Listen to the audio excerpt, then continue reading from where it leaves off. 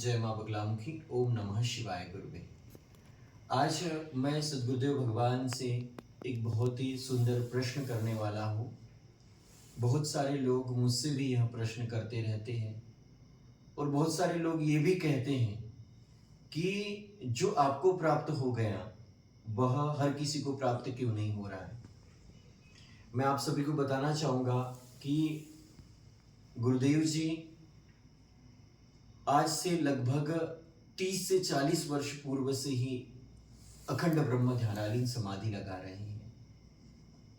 सिवनी में, छिंदवाड़ा में, बालाघाट, इस क्षेत्र में गुरुदेव जी की अखंड ब्रह्म ध्यानालीन समाधि लगी है। बहुत सारी समाधि लगी है। बजरवाड़ा नामक भूमि पर 3 माह 13 दिनों की अखंड ब्रह्म ध्यानालीन समाधि लगी है। मैं जिस स्थान पर गुरुदेव जी के साथ आज विद्यमान हूँ, इस स्थान पर भी वर्ष 2008 में 5 दिवसीय अखंड ब्रह्म ध्यानालीन समाधि लगी है। जल समाधि भी गुरुदेव जी ने ली है। मैं यही प्रश्न गुरुदेव जी से भी करूंगा कि जो भक्त श्रद्धालु मुझसे प्रश्न करते हैं और कहते हैं कि गुरुदेव जी की महाकुंडलिनी शक्ति जागृत है, 7 दरवाजे गुरुदेव जी ने जागृत कर लिए हैं। गुरुदेव जी की शरण में तो जो भी भक्त चला जाए वह दिव्य ज्ञान को प्राप्त कर लेगा, कुंडलिनी शक्ति जागृत कर लेगा। लेकिन फिर भी इस क्षेत्र में या फिर गुरुदेव जी के शिष्यों में कोई एक ऐसा शिष्य नहीं मिलेगा आपको रविंद्र को छोड़कर जो गुरु ज्ञान से गुरु धर्म का प्रचार कर पाया या फिर अपने आप को जागृत कर पाया, अपने आपका उद्धार कर पाया, सनातन धर्म के कल्याण के लिए कोई प्रयास कर पाया। और वास्तव में गुरुदेव जी भी किसी ऐसी घटना के कारण दुखी भी हैं कि एक गुरु शिष्य के अंदर क्या देखता है। हजारों सिद्धियां, हजारों शक्तियां हैं गुरुदेव जी के पास में, लेकिन गुरुदेव जी उन शक्तियों को हर किसी शिष्य को क्यों नहीं दे पाते हैं? क्या कारण है? गुरुदेव अपने शिष्य के अंदर क्या देखना चाहते हैं? क्या वे शिष्य गुरु शरण में आकर गुरुकुल के अनुसार क्या अध्ययन नहीं करना चाहते हैं? बहुत सारे प्रश्न चिन्ह आते हैं कि गुरुदेव जी से बहुत सारे लोग वह दिव्य रहस्य प्राप्त करने के लिए आते तो हैं, गुरुदेव जी के साथ बात भी रखते हैं, यह रात रात भर जागरण भी करते हैं, लेकिन वे चाहते हैं कि सिर्फ एक ही दिन में गुरुदेव जी उनके मस्तक पे हाथ रख दे और उनका आज्ञा चक्र जागृत कर दे, या फिर उन्हें कुंडलिनी शक्ति जागृत करने का दिव्य रहस्य बता दे। कई लोग बड़े बड़े राशियां लेकर भी आते हैं गुरुदेव जी की शरण में। भारतवर्ष में अनेक ऋषि मुनि महात्मा हैं, लेकिन गुरुदेव जी की तपस्या, साधना, उपासना और अखंड ब्रह्म ध्यानालीन समाधि जो एक अलग ही अपने आप में दिव्यता रखती हैं। मैं गुरुदेव जी से भी आग्रह करूंगा कि भगवान जी आप सभी भक्त लोगों की जिज्ञासा का समाधान करिए कि हर कोई आपकी शरण में आना चाहता, कुंडलिनी शक्ति जागृत करना चाहता है, अपने मूलाधार चक्र को जागृत करना चाहता है, 10 महाविद्याओं की सिद्धि प्राप्त करना चाहता है। आप क्या उस शिष्य के अंदर देखना चाहते हो जो आपकी शरण में आते तो है लेकिन उनके अंदर वो होता नहीं, इसीलिए वे मेहनत नहीं करते और आगे नहीं बढ़ते हैं।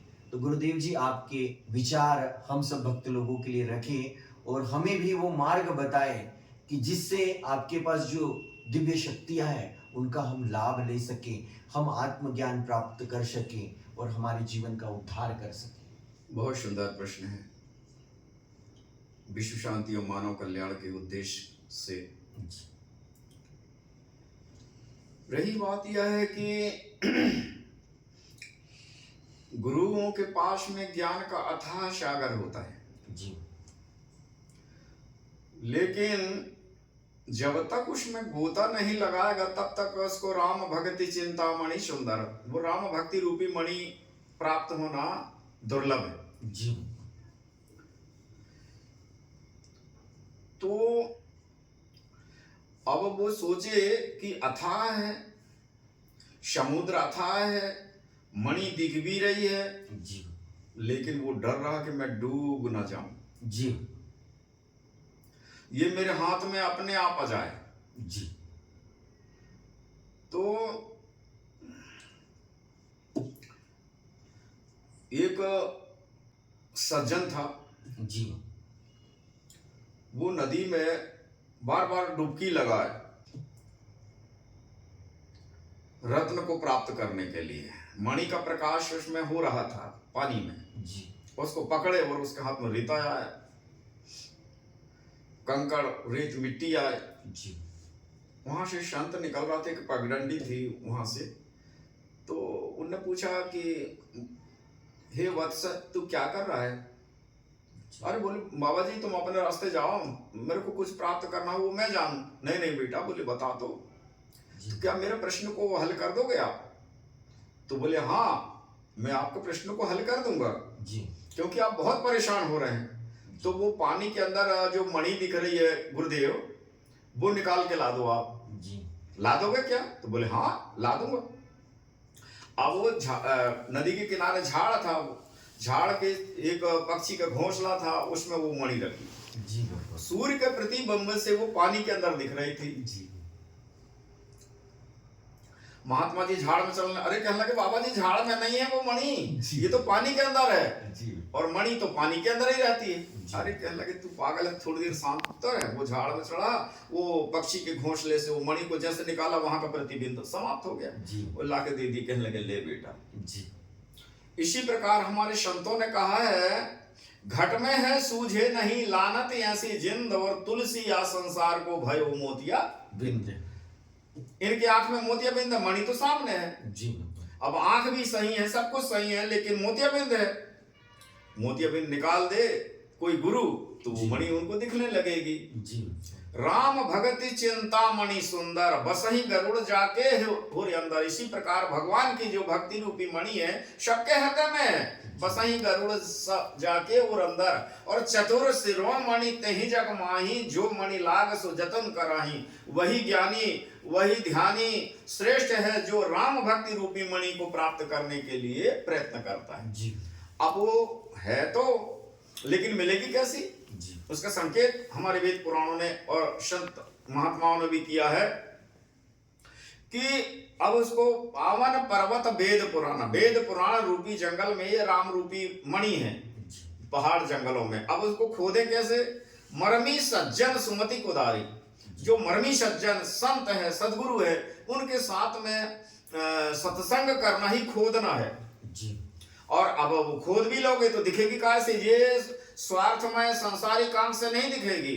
ज्ञान वैराग नयन उर्गारी, काकभूषण जी कहते हैं गरुड़ ज्ञान और वैराग ये दो नेत्रों से उनको देख सकते हो। फिर भी उठाना बड़ा मुश्किल है, क्योंकि श्रद्धा और विश्वास और भाव नहीं है। तो भाव सहित खोजहि जो प्राणी, पाव भगति मनि सब सुख खानी।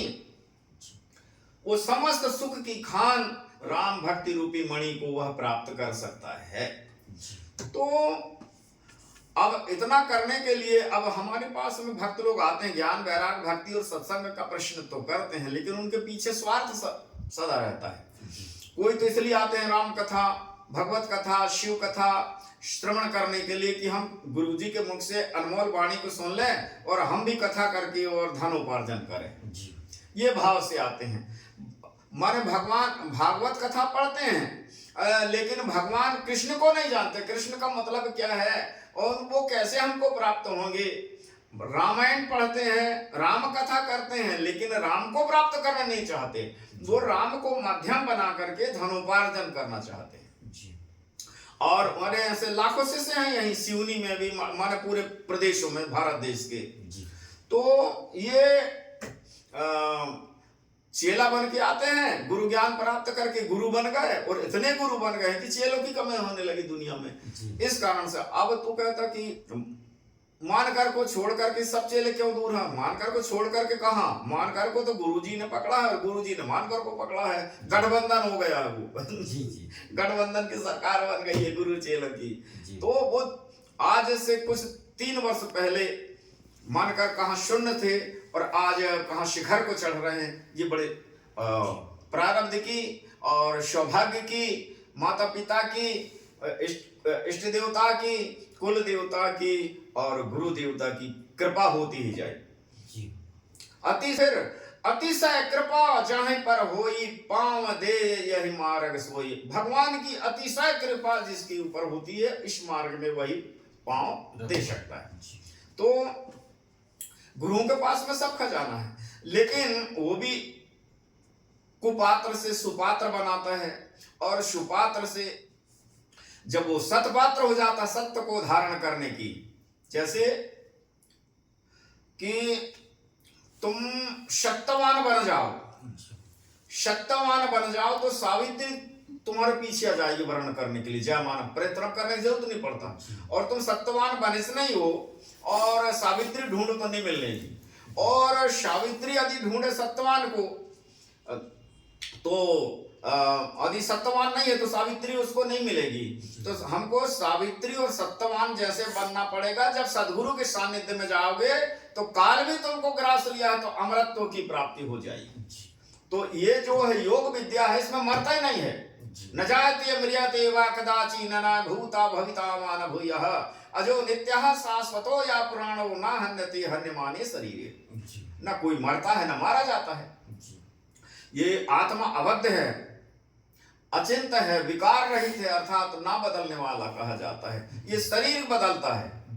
जैसे वासांसी जीर्णानि यथा विहायम नवानि गृह्णाति नरो प्राणी तथा शरीराणि विहाय जीर्णा न्यान्यानि समाति नवानि देहे। जैसे हम पुराने वस्त्रों को त्याग करके और दूसरे नए वस्त्रों को ग्रहण करते हैं, तो वैसे ही कर्म अनुसार यह जीवात्मा पुराने शरीरों को त्याग करके दूसरे नए शरीरों को प्राप्त होता है। या तो फिर देव स्वरूप को प्राप्त होता है या दिव्य रूप को प्राप्त होता है। ये 7 स्वर्ग हैं। वेद और पुराणों में केवल ये देवलोक वाले स्वर्ग की ही व्याख्या करते हैं। ऊपर वाले जो भूलोक, महलोक, जनलोक, तपलोक और सत्यलोक है आखिरी में, और उसकी व्याख्या नहीं कर सकते।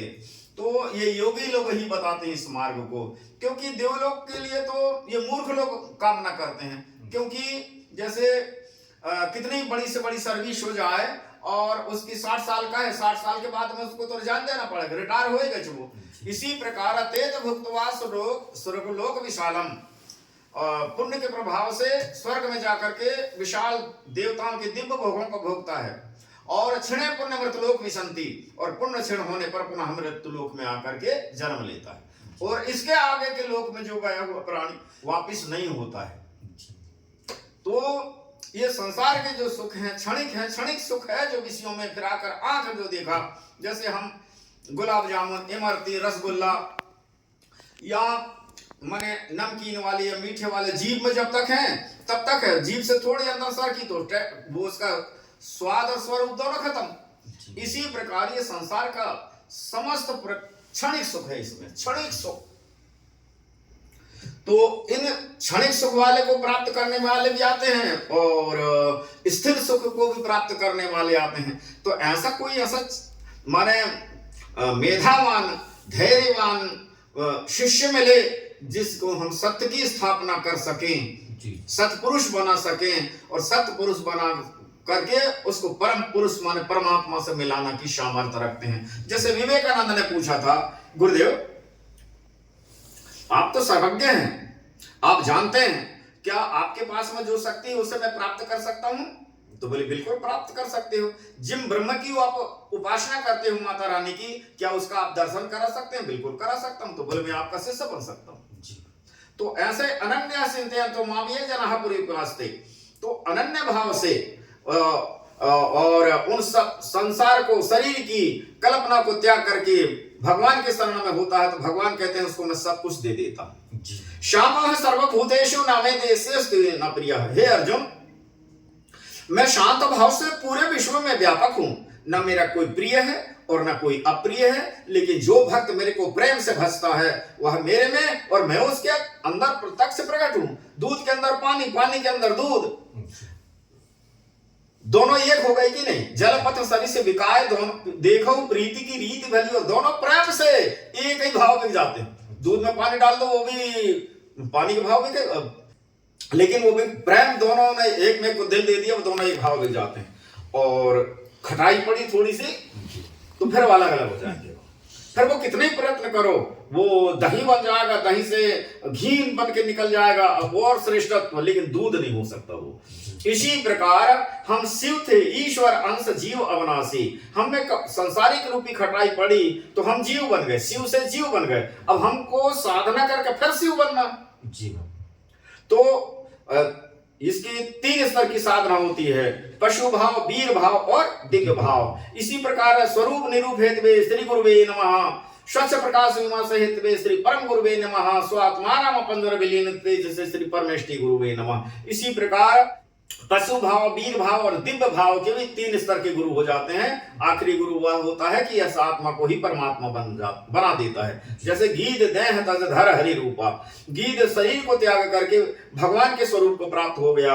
और श्रीमद् भागवत में धुंधकारी भी अपने ये प्रेत रूप को त्याग करके और भगवत रूप को स्वरूप को प्राप्त हो गया। जो भगवान के जिन कुल में जन्म हुआ था, भगवान के माता पिता रूप को प्राप्त नहीं कर सकते, वो उनके भक्त ने प्राप्त कर लिया। इसलिए भक्ति भक्ति सब कोई कहे, भक्ति न जाने भेव, और पूर्ण भक्ति जब मिले कृपा करें गुरुदेव। राम कृष्ण से कौन बरे, वे भी तो गुरु की 3 लोक के वे धनी 100 गुरु के अधीन। तो सदगुरु को सर्वेश्वर समर्पण करके इष्ट मंत्र और गुरु तीनों की त्रिलक्ष्य साधना करके एक दृष्टि नहीं होगी, तब तक वो उनको सदगुरु उनके हृदय में सद ज्ञान, सद विद्या, सद उद्देश्य की स्थापना नहीं कर सकते। कई बालिकाएं पति की खोज के लिए निकलती हैं, अरे तुम सावित्री तो बन जाओ, तुमको पति अपने आप मिल जाएगा, सत्यवान बन जाओ, सावित्री अपने आप मिल जाएगी। इसलिए हम जिस रूप को धारण करना चाहते हैं, जिसको प्राप्त करना चाहते हैं, जिसके विषय में ज्ञान लेना चाहते हैं, तो मन क्रम वचन से, तन मन धन से सदगुरु को समर्पण हो करके और उस सरल भाव से प्रश्न करके उसको प्राप्त कर सकते हैं। भगवान ने गीता में कहा था, अर्जुन ने पूछा था, भगवान मैं उन प्रभु को कैसे प्राप्त करूं, आपको कैसे जानूंगा, आपको कैसे प्राप्त करूंगा। उन्होंने कहा था कि ये तत्वदर्शी सदगुरु के पास में मिलेगा। तदविधि पढ़ी पाते हैं, उनको बहुत प्रकार विनम्र भाव से प्रार्थना करो, उनको प्रणाम करो। तदविधि पढ़ी पाते हैं और निष्कट भाव से परिप्रश्न सेव्या, उस प्रश्न को आप रखो। तब वो तत्व को जानने वाले, भगवत भक्ति को जानने वाले ओ अनन्य प्रेमी सदगुरु फिर उस तत्व ज्ञान का उपदेश आपको करेंगे। ऐसा मनमाने सरल में नहीं मिल जाता है। तो इसलिए कुछ प्राप्त करने का, कुछ करने का, माने समय श्रद्धा और समर्पण भाव से उनकी शरण में जाओ, तो वो कोई भी गूढ़ तत्व न साधु दुरावही, आरत अधिकारी जहां पावही। उसके लिए आर्त और अधिकारी शिष्य चाहिए। जब वो अधिकारी शिष्य है तो अधिकारण मां सस्ते फल सिद्धि विशेषता, उपाया देश का कालाध्या संत इसमीन सहकारिणः। विवेक शिरोमणि में आदि गुरु शंकराचार्य जी लिखते हैं, अधिकारी को फल सिद्धि प्राप्त हो जाती है। ये आपका इतवार, सोमवार, मंगलवार, बुधवार, अहोरात्रि, महारात्रि, दिवरात्रि, काल रात्रि, वीर रात्रि, गुप्त नवरात्रि, दो नवरात्रि, शिवरात्रि, संक्रांति, ये तो सहायक मात्र हैं थोड़े से। इसलिए राम नाम एक अंक है और सब साधन है शून्य, और अंक रहे 10 गुण है, शून्य रहे सब शून्य। शून्य के साथ सब शून्य है, एक है तो 10 गुना शक्ति बढ़ जाती है। तो इसी प्रकार हमको निष्कपट भाव से कुछ समय का ध्यान रखते हुए गुरुओं के साथ में उनका जब तक संशय भंग नहीं होगा, जब ही हो या मन संशय भंगा, जब बहुकाल करिए सत्संग। तो सबसे बड़ी सत्संग है, सत्संग से ही समाधान होता है। सबको मोह हुआ, ब्रह्मा जी को मोह हुआ, शंकर जी को मोह हुआ, पार्वती जी को मोह हुआ, गरुड़ जी को मोह हुआ है। तो ये अपने मोह भंग करवाने के लिए आज धन्य में धन्य यति यद्यपि सब विधिहीन, और निज जन जान राम मोहि संत समागम विदीन। भगवान की कृपा होती है जब सत्संग मिलता है। जहां लग साधन वेद बखानी, जितने भी भगवत प्राप्ति के लिए, मुक्ति का मार्ग प्राप्त करने के लिए, अर्थ धर्म काम और मोक्ष की उपलब्धि के लिए जितने भी साधन वेद में बखान किए गए हैं। तो जहां लग साधन वेद बखानी, सब कर फल हरि भक्ति भवानी। जी। तो इस प्रकार शिष्य मिले और इस प्रकार गुरु मिले तो वो ज्ञान सुलभ हो जाता है, नहीं तो दुर्लभ तो है ही। वेद पुराणों में ये नहीं मिलता। इसलिए याम इमाम पुष्पिताम वाचम प्रबधंत विपस्सिताः। अर्जुन, ये वेद और पुराण मनुष्य को भ्रम डालने वाले हैं, इसलिए इनसे तू हट। याम इमाम पुष्पिताम वाचम प्रबधंत विपस्सिताः वेद वाद रतः पार्थ नान्यद स्तुतिवादिनः। इनमें वाद और विवाद है पूरे। अष्टादश पुराणों में और 6 शास्त्रों में, 4 वेदों में वाद और विवाद है। जब जहां वाद और विवाद है, वहां समाधान कैसे हो सकता है? तो जब तक समाधान नहीं होगा, जब तक श्रद्धा ही नहीं हो पाएगी। श्रद्धा नहीं है तो विश्वास ही नहीं हो पाएगा और बड़े गहन ज्ञान का अहम बनेगा। तो इसीलिए तब अंतिम समय उन्होंने कहा था, गरुड़ जी ने, नाथ कृपा तब मम उर्माही, आपकी कृपा से संशय शोक मोह भ्रम नाही। तो ये संशय शोक मोह और भ्रम जब तक नष्ट नहीं होंगी, तब तक भगवत भक्ति में, ज्ञान में, वैराग में, भक्ति में, सत्संग में सच्चा मन नहीं लग सकता। बैठोगे यहां, मन कहीं चला जाएगा। इसी प्रकार हमको इस दिव्य ज्ञान को प्राप्त करने के लिए सदगुरु को शरण में जाकर के विनम्र भाव से समर्पण होकर के प्रश्न करना चाहिए। जब वो तत्वों को ज्ञान को जानने वाले मुनिवर आपको इस तत्व ज्ञान का उपदेश करें।